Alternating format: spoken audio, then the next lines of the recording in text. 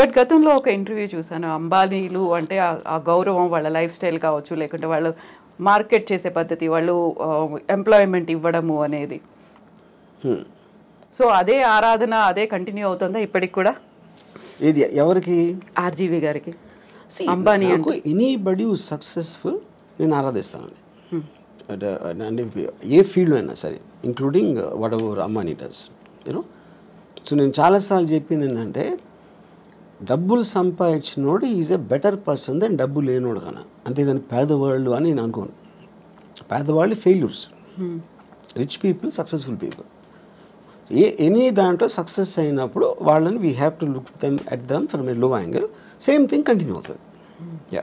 So ఇప్పుడు పెళ్ళి, ఆ తర్వాత విడాకులు, వీటన్నిటి గురించి మాట్లాడుకున్నప్పుడు గతంలో మీరు ఒక ట్వీట్ చేశారు, రీమ్యారేజ్కి సంబంధించి. ఒకసారి బయటపడ్డ తర్వాత మళ్ళీ దాన్ని సెలబ్రేట్ చేసుకోకుండా ఎందుకు పెళ్లి చేసుకొని అవసరం వచ్చింది, బుద్ధి లేదా అన్నట్టుగా మీరు ప్రశ్నించారు. I don't know the exact tweet, నేనేం పెట్టాను, నా కాంటెక్స్ట్ నాకు తెలీదు. కానీ ద పాయింట్ ఈస్, మీరు ఒకసారి తప్పు చేసి మళ్ళీ చేస్తారనుకుంటే మీ కర్మ అన్నట్టు ఏదో పెట్టుంటుంది. I'm not sure. కానీ ఇంకోటి ఏంటంటే, ఆబ్వియస్లీ మీకు సెకండ్ మ్యారేజ్ అంటే పర్సన్ మారుతారు కదా. పర్సన్ మారినప్పుడు ఈసారి బాగానే ఉంటుందేమో అని మళ్ళీ చేసుకుంటారు, మళ్ళీ ఏదవుతుంది. ఎందుకంటే problem is not with the person, అది ఇన్స్టిట్యూషన్లో ప్రాబ్లం ఉంది. అది ఇద్దరిని కలిపి ఒక చోట ఉండాలి, కొన్ని నిబంధనలను, భార్యాభర్తలు కాబట్టి ఇలా ఉండాలి అనే నిబంధనల నుంచి వచ్చిన సిస్టంలో ప్రాబ్లం ఉంది. It is not the people. So వ్యవస్థలో ప్రాబ్లం ఉందా? పెట్టేటువంటి వ్యవస్థలో, ఓన్లీ వ్యవస్థ. పెడుతున్న marriage institution is itself fundamentally flawed. So ముహూర్తాల బలం, ముహూర్తాల్లో కూడా ప్రాబ్లం ఉంది కాబట్టి అని సరికొత్త వాదన ఈ మధ్య కాలంలో వస్తుంది. సో వాళ్ళ రాశులు, జన్మ నక్షత్రాలు, ముహూర్తాలు నమ్మటం అనేది ఇట్స్ ఏ సూపర్స్టిషన్ ఆస్పెక్ట్. అది so there is no scientific backing to it. So అప్పుడు దేవుని నమ్మటం, మూఢనమ్మకాలు నమ్మటం, ముహూర్తాలు నమ్మటం, అవన్నీ కూడా ఒకే కేటగిరీలో వస్తాయి. That depends on person to person. Yeah. So ఇప్పుడు సరికొత్తగా నాగ చైతన్య అండ్ శోభితాకి సంబంధించి ఎంగేజ్మెంట్ తర్వాత వస్తున్నటువంటి ఆస్ట్రాలజర్స్ వీడియోలు అవి పెడుతున్నారు. మళ్ళీ వీడు విడాకులు తీసుకుంటారు, అప్పుడు సమంతతో ఏమైందో, ఇప్పుడు అదే అవుతోంది. ఇలాంటి వాటన్నిటిని ఎలా చూస్తారు మీరు? నేను అదే చెప్తున్నా. ఇప్పుడు ప్రతి ఒక్కరికి టూ బిట్ ఆఫ్ ఫేమ్ కావాలి. సెలబ్రిటీస్ గురించి, వాళ్ళు చేస్తున్న దాని గురించి మాట్లాడితే మనకి వ్యూస్ వస్తాయి. ఇప్పుడు ఇలా మీడియాలో మీరు క్వశ్చన్ ఎందుకు అడుగుతున్నారు, అలాంటి టాపిక్ అతను లేపాడు కాబట్టి, అతను అది లేపాడు కాబట్టి మీరు అడుగుతున్నా, అది తనకు కావాల్సింది కూడా అదే. ఇప్పుడు దీంట్లో ముహూర్తాల ఇది ఏదైనా అవుతుందా అవ్వదా అనే దాంట్లో విన్నోళ్ళు కొంతమంది నమ్ముతారు, కొంతమంది నమ్మరు, కొంతమంది ఎంటర్టైన్గా తీసుకుంటారు. సో మన లైఫ్లో ఏం చేసినా అదే finally it comes to entertainment. Yeah. So ఇప్పుడు సెలబ్రిటీల ఇళ్లలో పెళ్ళిళ్ళు అవుతున్నాయి అనుకుంటే ఎందుకని దాని గురించి అంత మాట్లాడుకునే పరిస్థితి వస్తుందంటారు? Because they're celebrity. అంతకన్నా సింపుల్ ఆన్సర్ ఏముంది? మా పక్కింటి వాళ్ళ గురించి చెప్తే ఎవరికి ఉండదు కదా. ఎవరో ఒక స్టారు, ఒక పొలిటికల్ పర్సను, ఏదో ఒక విధంగా చాలామందికి తెలిసిన మనిషి గురించి మాట్లాడితేనే ఎంటర్టైన్మెంట్ వస్తుంది. వేరే వాళ్ళతో రాదని కాదు, అది లిమిటెడ్ సర్కిల్లో ఉంటుంది. అది వైడర్ సర్కిల్ కావాలంటే you always have to target A celebrity. So పెళ్లి వ్యవస్థకు సంబంధించి అవుతున్నటువంటి లోపం, ఎక్కడ లోపం ఉంది అంటే వ్యవస్థలోనే లోపం ఉంది. ఎలా ఉండాలంటారు? అదే చెప్తున్నాను. వ్యవస్థలో ఉందంటే మనకున్న ఇండిపెండెన్స్, మనకున్న మైండ్ సెట్లో ఇద్దరిని కలిపి ఒక చోట ఉంచటం, అది పెళ్ళి అనే పేరుతోటి వాళ్ళని బంధించడం అనేది that is where the problem comes. ఇప్పుడు ఒక ప్రాబ్లం ఏమొస్తుంది, ఇప్పుడు హస్బెండ్ ఉన్నాడు అనుకోండి, హీ నోస్ హిజ్ రిలేటివ్స్, ఆ పేరెంట్స్ అవ్వచ్చు, తన సిస్టరు, వీళ్ళు ఇంట్లో చేసే పని వాళ్ళు ఉంటారు, అందరూ కూడా ఇప్పటి నుంచో తెలుసు. కొత్తగా వచ్చిన అమ్మాయికి వాళ్ళు తెలియదు. అప్పుడు వీడికి వాళ్ళ మీద ఉన్న అభిప్రాయాలు సేమ్ అభిప్రాయాలు అమ్మాయికి రాకపోవచ్చు, which is one of the big reasons why the daughter in law versus the family ఎందుకు ఉంటుంది అంటే అదొక point. And it is naturally understandable. అది నేను గబుక్కుని మిమ్మల్ని కలిస్తే మీ మీద నాకున్న అభిప్రాయానికి, మిమ్మల్ని మీ గురించి ఎప్పటి నుంచో తెలిసిన వాళ్ళకి అభిప్రాయానికి ఎలా సింక్ కుదురుతుంది? అప్పుడు ఎక్స్పెక్ట్ చేయటం తప్పది.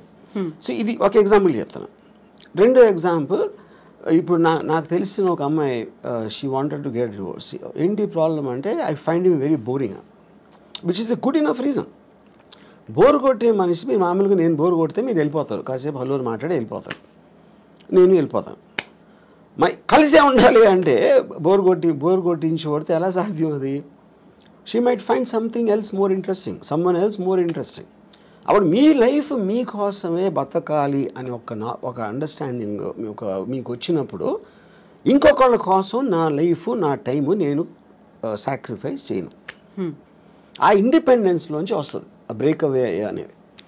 సో మ్యారేజ్ అనేది ఒరిజినల్గా క్రియేట్ చేసినప్పుడు ఓకే, భర్త భార్య ఇద్దరు వాళ్ళ పిల్లలుగా అంటారు, పిల్లల్ని పెంచుతారు, చదివిస్తారు, వాళ్ళు ఏదో చేస్తారు. ఫ్యామిలీ ఆస్పెక్ట్ అనేది సొసైటీ కోసం చేసింది, ఇండివిజువల్ కోసం చేసింది కాదు. ఎప్పుడైతే ఇండివిజువల్ ఫ్రీడమ్ అనేది పెరగటం పెడితే ఇలాంటి ఇలాంటి ఇన్స్టిట్యూషన్స్ అని కనబలేకపోతాయి. సో ఈ పెళ్ళిళ్ళు అనేటువంటి వ్యవస్థ లేకుండా ఈ మధ్య కాలంలో వచ్చినటువంటి లివ్ ఇన్ రిలేషన్ దాంట్లో కూడా గొడవలు అవుతున్నాయి, దాంట్లో హ్యాపీగా విడిపోతున్నారు. కరెక్ట్. ఇప్పుడు పెళ్ళి అనేది వేరే వాళ్ళకి చెప్పడానికి, లివ్ ఇన్ రిలేషన్షిప్ అనేది వాళ్ళిద్దరికి ఉన్న పర్సనల్ ఆస్పెక్ట్, అది దట్స్ ఓన్లీ డిఫరెన్స్. యూనో ఇక దాంట్లో లీగల్గా ఎన్ని ఇయర్స్ ఉంటే అది వ్యాలిడ్ ఉంటుంది ఇది అది అని కొట్టుకుంటాం అనేది ఎలా జరుగుతుంది. మీరు అసలు ఇద్దరు ఒక చోట ఉంటే కొట్టుకోకుండా ఉండలేరు. అంటే ప్రెషర్ ఆఫ్ అది ఏమంటుంది expectation more than anything else. Yeah. So ఇలాంటి ఇష్యూస్ రాకుండా ఉండాలంటే understanding is the better way అంటారు. అడ్జస్ట్మెంట్ అండర్స్టాండింగ్ అనేది ఈజీ చెప్పటం. I do not believe it's అంటే అండర్స్టాండింగ్గా ఉండాలండి. ఇప్పుడు ఫర్ ఎగ్జాంపుల్ ఎవరో కౌన్సిలరు ఒక సైకాలజిస్ట్ భార్యాభర్తలు అన్యోన్యంగా ఉండాలి అని అన్నట్టు ఏదో అన్నారు, నేను యూట్యూబ్లో చూశాను. అండ్ ఫస్ట్ ఆఫ్ ఆల్ భార్య అనేది ఇట్స్ లేబుల్. అది రియాలిటీలో ఏంటి, భార్య అనేది స్పెసిఫిక్ పర్సన్. నా భార్య తన భార్య ముగ్గురిని భార్యలు అంటే అందరూ ఒకటేనా? కాదు కదా. The people are different. వాళ్ళ బిహేవియరు, యాటిట్యూడు, వాళ్ళకున్న ఇండివిజువల్ ఇష్యూస్ ఇలాంటివన్నీ కేస్ టు కేస్ చూడాలి. కానీ అందరినీ కలిపి లేబుల్ వేసి భార్యాభర్తలు అన్యోన్యంగా ఉండాలంటే జనరలైజ్ చేయడం అనేది మీనింగ్ లేదు. మీ భార్యని బాగా చూసుకో అంటే మీరు చెప్పారనుకోండి, ఇప్పుడు నా భార్య మీ భార్య కాదు, అప్పుడు మీరు ఎలా ఇస్తారు ఆ సలహా? అది ఏమి తెలియకుండా ఇష్యూ అది. You know so I feel the whole concept of when the entire society in advancement is going towards individual freedom. నా ఇష్టం వచ్చినట్టు నేను బతుకుతాను, నాకు హ్యాపీనెస్ వచ్చింది నేను చేస్తాను అనుకున్న ఎవ్వరూ కూడా they can't be in the relationship unless one person completely compromises. One person completely succumb అయిపోతే ఏదో అట్లీస్ట్ ఓకే. అది సో మనకున్నటువంటి ఒక పర్సన్ కంప్లీట్గా సకంబ్ అవ్వటానికి ఎందుకు సకంబ్ అవ్వాలి నేను వేరే వాళ్ళకి అన్నది కదా. మీ ఫ్రీడమ్ మీకు ఉంది, మీ ఇండిపెండెన్స్ మీకు ఉంది. పాత రోజుల్లో ఏంటి ఫైనాన్షియల్ ఇండిపెండెన్స్ అమ్మాయిలకి లేనప్పుడు ఇంకా చేసేది లేక దే జస్ట్ అంటే ఒక స్లేవ్స్ లాగా ఉండేవారు. నేను ఇప్పుడు రెబెల్ అయినా కూడా నాకు వేరే గతి లేదు అనుకున్నప్పుడు they will bear with whatever is there for them. Yeah.